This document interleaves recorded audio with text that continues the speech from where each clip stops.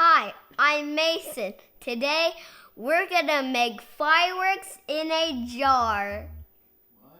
I'm gonna mix colors. First, pour water in the jar.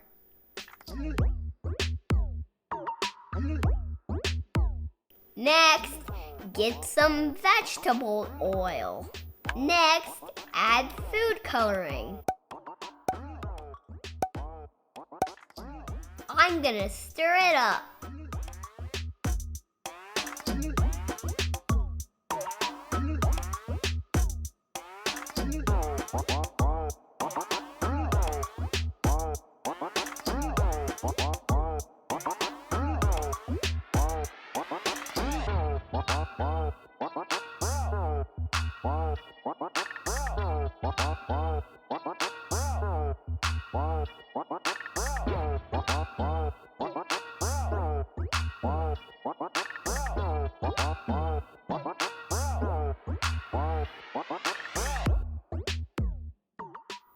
Food coloring doesn't dissolve in oil. Oil is less dense and floats. The food coloring sinks because it's heavier.